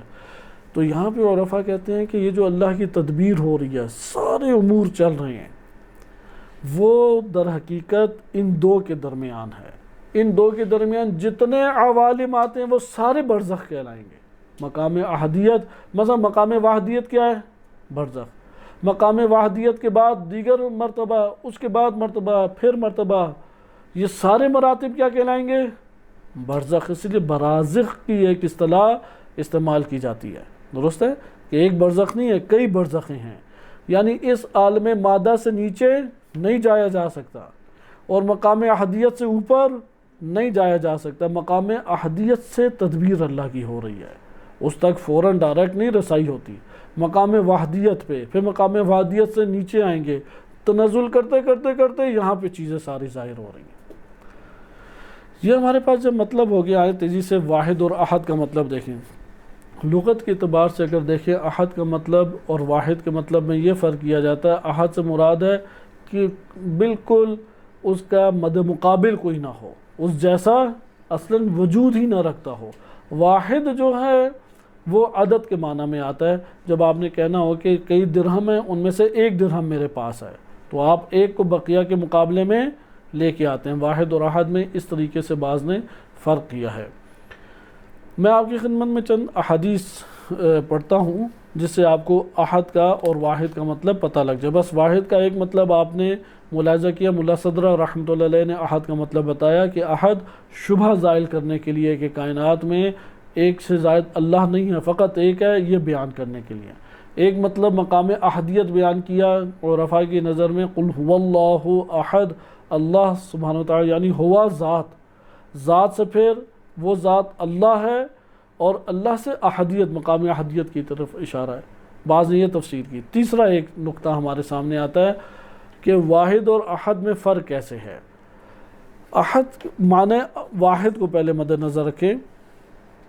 اس معنی واحد کو یاد کر کے، کیونکہ یہ قول معصوم ہے اور یہ روایت بھی بعض کی نظر میں صحیح سند روایات میں سے ہے کہ امام نقی علیہ السلام فرماتے ہیں کہ امام تقی علیہ السلام، نقی نہیں، امام تقی علیہ السلام، ابو جعفر ثانی کہا جاتا ہے، ان سے سوال کیا ابو ہاشم جعفری نے، بڑی عظیم شخصیت ہے ابو ہاشم جعفری، ما معنی الواحد، واحد کا معنی کیا ہے؟ قال، امام تقی علیہ السلام نے فرمایا الذی اجتماع الالسن علیہ بالتوحید، کہ جس کے اوپر تمام کے تمام لوگ اقرار اپنی زبانوں سے کرتے ہیں کہ وہ واحد ہے، جس کی توحید کا اپنی زبانوں سے تمام کے تمام لوگ اقرار کرتے ہیں۔ دنیا کے جتنے بھی مذاہب ہیں وہ مذاہب والے کیا ہیں؟ جس کی توحید کا اقرار کرتے ہیں، کما قال اللہ عز وجل، جیسے اللہ عز وجل نے قرآن کریم میں یہ بیان فرمایا۔ یہ قرآن کریم کی جو آیت ہے 4 جگہوں پہ آئی ہے، سورہ عنکبوت میں ہے، سورہ لقمان میں ہے، سورہ زمر میں ہے اور سورہ زخرف میں ہے۔ وَلَئِن سَأَلْتَهُمْ، اگر آپ ان سے سوال کریں، من خلق السماوات والارض، آسمانوں اور زمین کا خالق کون ہے، لَيَقُولُنَّ اللَّهُ، وہ سب کیا کہہ دیں گے؟ اللہ۔ لہذا اللہ کی وحدانیت کے اوپر جتنے بھی مذاہب ہیں وہ سارے کے سارے کیا ہیں؟ معتقد۔ مثلا ہندو مانتے ہیں اللہ کے واحد ہونے کو یا نہیں؟ مانتے ہیں، ہندو مانتے ہیں اللہ واحد ہے۔ مشرکین مکہ مانتے تھے یا نہیں کہ اللہ کے واحد ہونے کو؟ مانتے تھے، عبادت میں شرک کرتے تھے، تکذیب رسول کی وجہ سے کافر تھے، تعلیمات خدا کا انکار کرنے کی وجہ سے کافر تھے، معاد کا انکار کرنے کی وجہ سے کافر تھے، لیکن اللہ کی وحدانیت کا اقرار کرتے تھے۔ کہتے ہیں جتنے بت گڑے میں ہیں یہ سارے اللہ کے نمائندے ہیں، وہ اللہ نہیں انہیں کہتے تھے، وہ اپنے نمائندوں کو قابل عبادت قرار دیتے تھے۔ لہذا سارے کے سارے مذاہب میں مشترکہ طور پہ تمام مذاہب اللہ کی وحدانیت کے قائل ہیں۔ آپ نے خود ہی یہ روایت پڑھی نا، امام سجاد علیہ السلام کی کیا حدیث ہے، کیا فرمایا انہوں نے کہ آخری زمانے میں کیا آئیں گے؟ اقواما متعمقون فانزل اللہ تعالی، یہ تو ہم پڑھ چکے نا، اسی حدیث کی تو شرح ہے، اللہ نے کیوں نازل کی؟ ہم پہلے یہ پڑھ چکے ہیں کہ وہ خدا کے وجود کے بارے میں، یعنی وہ یہ کہ خدا موجود ہے لیکن اس کی یعنی توحید کے بارے میں جو ہے وہ نہیں، ہم نے کب یہ پڑھی ہے؟ اب سورہ توحید کا ایسا شان نزول ابھی تک نہیں آیا، جو شان نزول ہے وہ آپ نے خود مطالعہ کیا کہ فَأَنزَلَ اللَّهُ تَعَالَى۔ اگلی روایت دیکھیں، بہرحال اس کے اوپر غور کریں، کیونکہ مفسرین شیعہ سنی دونوں متفق ہیں تقریباً تمام کے تمام اس بات پہ، قرآن کریم نے اللہ تعالیٰ کی وحدانیت پہ کوئی دلیل نہیں دی۔ اللہ تعالیٰ کا واحد ہونا سب کے لیے عیاں تھا، اس لیے قرآن نے اللہ کے واحد ہونے کو نہیں بیان کیا۔ قرآن کریم نے اللہ سبحانہ وتعالیٰ کے معبود ہونے کو بیان کیا، کیونکہ سارے اللہ کی عبادت نہیں کرتے تھے، شرک قرار دیتے تھے۔ قرآن کریم نے اللہ سبحانہ وتعالیٰ کے رب ہونے کو بیان کیا، کیونکہ بعض نے اپنے ارباب دیگر رکھے ہوئے تھے، ارباب متفرقن، اس طریقے سے آیت ہے۔ بہرحال آپ اگلی حدیث دیکھیں، اس کے اوپر اختتام کرتے ہیں کہ یہ حدیث مقدام بن شرح بن حانی وہ اپنے والد گرامی سے نقل کرتے ہیں کہ شرح بن حانی امیر المومنین علیہ السلام کے اصحاب میں سے ہیں۔ شرح کہتے ہیں جنگ جمل تھی، تو جنگ جمل میں ایک اعرابی آ گیا، صحیح ہے، بدو آ گیا، تو آتے ساتھ اس نے سوال کیا، کیونکہ آپ جانتے ہیں اعراب کے 2 مطلب ہمارے پاس ہے۔ اعراب جو ادب آداب سے واقف نہیں ہوتے، ایک اعراب ہیں جو دیہی علاقوں میں رہنے والے ہیں، آداب سے واقف ہیں دیہی علاقوں میں۔ بہرحال ہر 2 مطلب میں بعض کے دل اتنے سخت ہوتے ہیں کہ ایمان داخل نہیں ہو سکتا، اس لیے جو ڈائریکٹ گاؤں وغیرہ سے اٹھ کے آتا ہے اور اسی دنیا کا قائل ہوتا ہے، اسے سمجھاتے بجھاتے رہے، اندر کچھ نہیں جاتا۔ پھر ان لوگوں کو بڑے طریقے سے، جس طرح بچے کو ٹافی دے کے استعمال کیا جاتا ہے، انہیں مال اور منصب دے کے استعمال کیا جاتا ہے، یہ بڑے آرام سے دوسروں کے ہاتھوں میں آ جاتے ہیں۔ تو بعض البتہ اعراب ایسے ہوتے ہیں جن کی نفس کی زمین کیا ہوتی ہے؟ زرخیز ہوتی ہے، اس کے اوپر پھل پھول جاتے ہیں۔ تو بہرحال امیر المومنین علیہ السلام کے پاس اعراب آیا، اور اس نے یعنی ایک دیہاتی آیا، لیکن یہ وہ دیہاتی تھا کہ جو اپنے وجود میں یہ زرخیز زمین رکھتا ہے، کیونکہ اس کا سوال ہی بتا رہا ہے کہ اندر اس کی زمین زرخیز ہے، یہاں پہ وہ غور و فکر کرنے والا ہے، یہاں پہ یہ توحید کی باتیں سن کے اسے جمائیاں نہیں آتی تھی، اس کی توجہ بھرپور ہوتی تھی۔ تو امیر المومنین علیہ الصلوۃ والسلام کے پاس آ کے اس نے سوال کیا اتقول ان اللہ واحد، آپ کہتے ہیں اللہ واحد ہے، تو کیا مطلب واحد کا؟ تو امام علیہ الصلوۃ والسلام جب یہ کہنے لگے حمل الناس علیہ، لوگوں نے تو حملہ کیا اس کے اوپر، کہ دیکھ نہیں رہے کہ امام اس وقت قلب لشکر جو تھا، پہلے میں نے عرض کیا تھا کہ پرانے دور میں جو جنگ ہوتی تھی اس کے 5 حصے بنتے تھے، قلب ہے، میمنہ ہے، میسرہ ہے، اور پیچھے ہوتی تھی ساق، صحیح ہے، یہ چار طبقے بنتے تھے، اور آگے 5واں ہوتا تھا مقدمات الجیش، جو سب سے آگے کا لشکر ہوتا تھا۔ اس طرح سے آپ کے ان 5 دستے سامنے رکھتے تھے جنگوں کے۔ پہلا دستہ جو سب سے آگے دشمن کے وہ کیا کہلاتا تھا؟ مقدمات الجیش۔ جو سب سے پیچھے والا دستہ ہوتا تھا وہ ساق الجیش۔ جو بالکل درمیان میں ہوتا تھا قلب الجیش۔ دائیں والا دستہ میمنۃ الجیش اور بائیں والا دستہ میسرۃ الجیش۔ قلب والا جو ہے وہ پوری جنگ لڑاتا تھا، قلب میں ہمیشہ امیر ہوتے تھے جو پورے لشکر کے، امیر المومنین علیہ السلام قلب میں سب یہ جنگ کی اصلاح کر رہے تھے، تم ادھر جاؤ، فلاں دستہ یہ جو وہی جنگ کی تیاری۔ تو لوگوں نے کہا کہ کیا تو یہ سوال کر رہے ہیں، کوئی مدرسہ ہے؟ بالفاظ دیگر اپنے الفاظ میں بیان کریں کہ مدرسہ میں ہو تو یہ سوال کرو، شہر میں ہو تو یہ سوال کرو، دیکھ نہیں دے کتنے اہم جنگی امور ہیں، ان میں یہ تم سوال کرنے بیٹھ گئے امام علی علیہ السلام سے۔ تو امام علیہ السلام قالو، تو انہوں نے لوگوں نے کہا یا اعرابی، اے بدو یا اے دیہاتی، اما ترى ما فیہ امیر المؤمنین من تقسم القلب، دیکھ نہیں رہا کہ امام علی علیہ السلام یہ قلب کو تقسیم کر رہے ہیں، یہ جو ساری جنگ کی تیاریاں کر رہے ہیں۔ فقال امیر المؤمنین علیہ السلام دعوہ، امام علی علیہ السلام نے حکم دیا اسے چھوڑ دو، اپنا اپنا کام کرو۔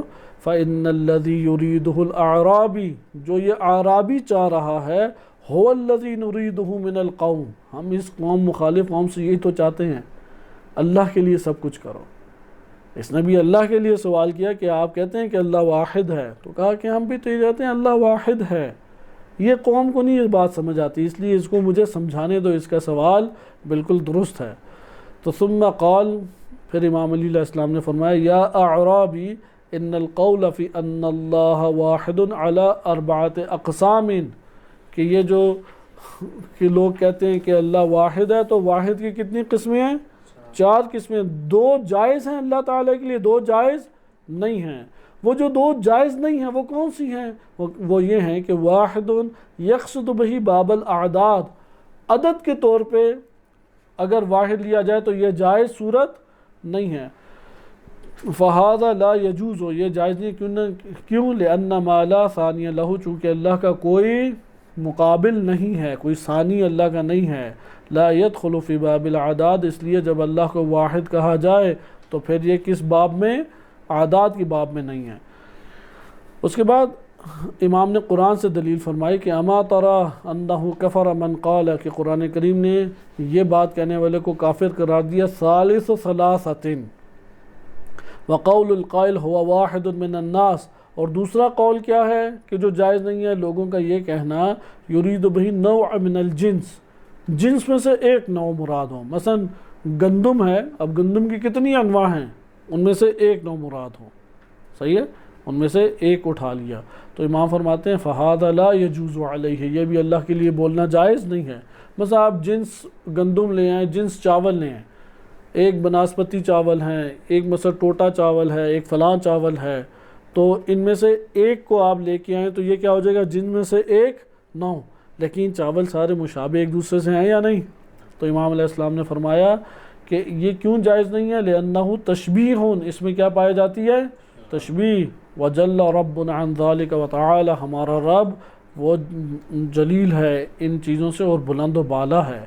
وہ 2 وجہ واحد کے عنوان سے جو اللہ میں ماننا اور ثابت کرنا جائز ہے وہ کیا ہے؟ تو وہ یہ ہے کہ ہوا واحد لیس لہ فی الاشیاء شبہ، واحد بے معنی کوئی شبیہ نہیں ہے۔ واحد کا کیا مطلب ہے؟ کوئی شبیہ نہیں۔ ملا صدرہ رحمۃ اللہ علیہ نے اصحاب شمال میں یہ مطلب لیا ہے، احد سے مراد کیا مطلب لیا ہے؟ یہی والا کہ کوئی اللہ کے مشابہ نہیں ہے، کوئی اللہ کی مثل نہیں ہے۔ کذالک ربنا، اور دوسرا جو واحد کا معنی جو ماننا جو ہے وہ جائز ہے، وہ کیا ہے کہ انہ عز وجل احدی المعنی، وہ اپنا ہی معنی میں یکتائی رکھتا ہے. صحیح ہے؟ یعنی بہی انہ لا ينقسم فی وجود ولا عقل ولا وہم، کہ اللہ تعالیٰ ایک ایسی ذات ہے کہ آپ اس کو اجزاء میں تقسیم نہیں کر سکتے. یعنی کیا مطلب؟ دوسرے کا مطلب یہ ہے کہ اللہ کا کوئی جز نہیں ہے، وہ کسی جز یا اجزاء سے مرکب نہیں ہے. نہ اللہ کے وجود کو تقسیم کر سکتے ہیں، نہ اللہ کو عقل میں تقسیم کر سکتے ہیں، نہ اللہ کو وہم میں تقسیم کر سکتے ہیں. بس پہلا معنی کیا ہو گیا؟ واحد سے نہیں، یہ جو ماننا ہے جائز ہے، جو ماننا واحد کا ماننا جو جائز ہے، اس میں پہلا معنی کیا ہو گیا؟ اس کی کوئی میں شبیہ نہیں ہے، اس کی کوئی شبیہ نہیں ہے. دوسرا معنی کیا ہے؟ اس کا کوئی جز نہیں ہے، وہ تقسیم نہیں ہو سکتا، وہ تقسیم نہیں ہو سکتا، اسے وجود و عقل و وہم میں تقسیم نہیں کر سکتے. اللہ تعالیٰ اجزاء سے مرکب نہیں ہے کہ تقسیم کیا جا سکے. دیکھیں یہ والی باتیں نا ذہن نشین کریں، اللہ تعالیٰ توفیق دیتا ہے، عمر کے گزرنے کے ساتھ یہ سمجھ آنا شروع ہو جاتی ہیں، لیکن پڑھی ہوئی نہیں ہوں گی ہمارے نفس میں تو کیسے یہ سمجھ آئیں گی؟ بس اس کے اوپر اختتام کرتے ہوئے، کون سے جو دو معنی ہیں اللہ تعالیٰ کے لیے واحد کہہ کے نہیں مانے جا سکتے؟ عدد کے معنی میں نہیں. دوسرا نوع، ہاں جنس میں سے کوئی نوع نہیں ہے. صحیح ہے؟ جیسا کہ چاول ہے نا، چاول کی کئی اجناس ہیں، ان میں سے آپ ایک نوع نکال لیں تو یہ ایک ہوگا، یعنی اس کے اوپر ایک کا اطلاق. اللہ تعالیٰ نہ عدد میں ایک ہے اور نہ ہی اس طرح سے اجناس میں سے ایک نوع کے طور پہ ایک ہے. یہ دونوں معنی اللہ کے واحد کہتے ہوئے قرار پانا غلط ہے، کیونکہ عدد میں تو نصف مل کے ایک بنتا ہے. اس معنی میں واحد کہنا اللہ کو باطل ہے. کون سے دو معنی ٹھیک ہیں؟ واحد کہنا یعنی کوئی شبیہ نہیں ہے، کوئی اس جیسا ہے ہی نہیں، یا بالفاظ دیگر خود سورہ توحید نے اس کی تفسیر بیان کی ہے. وہ کیا ہے؟ وَلَمْ يَكُنْ لَهُ كُفُوًا أَحَدٌ، کوئی اس کا ہم کف نہیں ہے. ہم کف کا معنی اگر غور کریں ہمیں بڑے اچھے طریقے سے سمجھ آ جاتا ہے. آپ شادی کرنا چاہتے ہیں، آپ کا رشتہ والدین ڈھونڈ کے لے آئیں، اور بڑے بہترین گھرانے سے ایک ایسی خاتون کو ڈھونڈ کے لاتی ہیں جو نہ آنکھوں سے دیکھ سکتی ہے، نہ کانوں سے سن سکتی ہے، نہ ٹانگوں سے چل سکتی ہے. صحیح ہے؟ اور زبان سے بول بھی نہیں سکتی. تو آپ کہیں گے کہ یہ میرے ہم کف ہے. آپ مانیں گے نہیں کہ نہیں بھائی یہ اپنی جگہ پہ ٹھیک ہے، میرے لیے یہ سازگار نہیں ہے. پھر ایک خاتون لے کے آتی ہیں اور وہ دیکھ سکتی ہے، سن سکتی ہے، بول سکتی ہے. تو یہاں پہ آپ اس سے جیسا چاہتے ہیں ویسا مثلا اس کا معیار موجود ہے. ادھر آپ کہیں گے کہ میرے ہم کف ہے، میرا اس سے کیا ہو سکتا ہے؟ نکاح ہو سکتا ہے. پچھلا جو ہم کف کا نہ ہونا نقائص کی وجہ سے تھا، ادھر آپ اپنی یکتائی کے قائل ہو رہے ہیں. دوسری دفعہ آپ کے مد مقابل آ رہا ہے یہاں پہ بیان، بس یہ مثال ہم کف کا مطلب وَلَمْ يَكُنْ لَهُ كُفُوًا أَحَدٌ. اللہ سبحانہ وتعالیٰ اس قدر عظیم ہے، اس قدر عظیم ہے کہ اصلاً اس کے برابر کسی کو لا ہی نہیں سکتے. جو لائیں گے وہ اللہ کے مقابلے میں ناقص ہے. جو لائیں گے اللہ کے مقابلے میں نہ کان رکھتا ہے، نہ آنکھ رکھتا ہے، نہ صلاحیت رکھتا ہے، نہ کمال رکھتا ہے. وہ یکتا ہے اللہ تعالیٰ کی ذات. احد واحد، یہ کوئی شبیہ نہیں ہے اللہ تعالیٰ کے. کیسے شبیہ؟ وہ آپ کہیں گے یار مجھ سے مشابہ ہے، وہ آپ کہیں گے مجھ سے کہاں مشابہ ہے، وہ اپنی والدہ سے مشابہ لگ رہی ہے مجھے. صحیح ہے؟ ہاں اس کو قبول نہیں کریں گے. ہم کف کے مطلب کے اوپر یہ قرآن کریم نے جو الفاظ استعمال کیے ہیں بلاغت کی اوج پہ، وہ الفاظ ہیں جو معاشرے میں رائج تھے. اللہ سبحانہ وتعالیٰ اس قدر عظیم ہے. نبی صلی اللہ علیہ وسلم امیر المومنین و انبیاء علیہ السلام کو اللہ کے مقابلے میں لائیں تو یہ اپنے آپ کو فقیر محض قرار دیتے ہیں، کانپنے لگ جاتے ہیں، چہرے کا رنگ زرد ہو جاتا ہے. مرحب کے سروں کو اڑانے والے حیدر کرار کی شخصیت صرف نماز کی نیت کرتی تھی تو کانپنے لگ جاتی تھی. وہ ذات کتنی عظیم ہے، کیسے اس کے برابر کسی کو لیں؟ تو واحد کا ایک مطلب یہ ہے کہ کوئی شبیہ نہیں ہے اس کی. کوئی شبیہ ہو ہی نہیں سکتی کہ آپ مشابہ اسے قرار دے کے سامنے لے آئیں. صحیح ہے. وَلَمْ يَكُنْ لَهُ أَحَدٌ کا مطلب سب سے بہترین خود سورہ توحید بیان کرتی ہے. وہ کیا ہے؟ وَلَمْ يَكُنْ لَهُ كُفُوًا أَحَدٌ کہ جس کو بھی لے کے آئیں وہ اللہ کے مقابلے میں کیا ہے؟ ناقص ہے. وہ اس کے بارے آ ہی نہیں سکتا مقابلے میں. اور دوسرا معنی کیا واحد کا؟ جز نہیں ہے. ہر چیز اجزاء سے مرکب ہے. اللہ نے اگر نبی صلی اللہ علیہ وسلم کی ذات کو وجود نہ دیا ہوتا موجود ہوتے نہیں. امیر المومنین علیہ السلام کو وجود دیا نہ ہوتا موجود ہوتے نہیں. کوئی ذات موجود نہ ہوتی اگر اللہ نے وجود نہ دیا ہوتا. اللہ تعالیٰ کو کسی نے وجود دیا. اس لیے ہر غیر اللہ، اور سے اسے ذہن نشین کے، غیر اللہ ذات اور وجود سے مرکب ہے. صرف ذات باری تعالیٰ کی اس کی ذات اور وجود میں جدائی نہیں ہو سکتی. صرف ذات باری تعالیٰ. جتنے غیر اللہ ہیں وہ کتنی چیزوں سے مرکب ہیں؟ دو، ذات اور وجود. چونکہ وجود اللہ کی طرف سے جاری ہے تب وہ متحقق ہے. لیکن اللہ تعالیٰ کی ذات، وہ ذات عین وجود ہے. وجود عین اللہ ہے اس مقام پہ. وہ ذات وجود سے ہٹ کر نہیں، اس کا وجود ذاتی ہے. سب کا وجود اللہ کی طرف سے عطا کرتا ہے، سب کا وجود. یہ وہ عرفانی مطلب ہے کہ جسے اس لیے انشاءاللہ آگے آ رہا اللہ الصمد، اور رفع صمد سے مراد وحدت الوجود لیتے ہیں. جتنے کائنات میں ہستیاں موجود ہیں ساروں نے کہاں سے وجود لیا ہوا ہے؟ اللہ سے وجود لیا ہے. اس وجود ہی کے ذریعے سے وہ اللہ سے متصل ہے یا نہیں؟ اللہ سے متصل ہیں اسی وجود کے ذریعے سے. یہ مطلب انشاءاللہ ہمارے عرفانی دروس میں مزید آئے گا. اس لیے واحد ایک دفعہ یہ ہے کہ شبیہ کوئی نہیں ہے، اور ایک دفعہ کیا ہے کہ وہ اجزاء سے مرکب نہیں ہے. اس لیے مادی اجزاء تو ہو ہی نہیں سکتے، عقلی اجزاء بھی اس کے نہیں ہیں. صحیح ہے. اس کے اصل جز ہی نہیں ہے. وصلی اللہ علی سیدنا محمد وآلہ الطاہرین.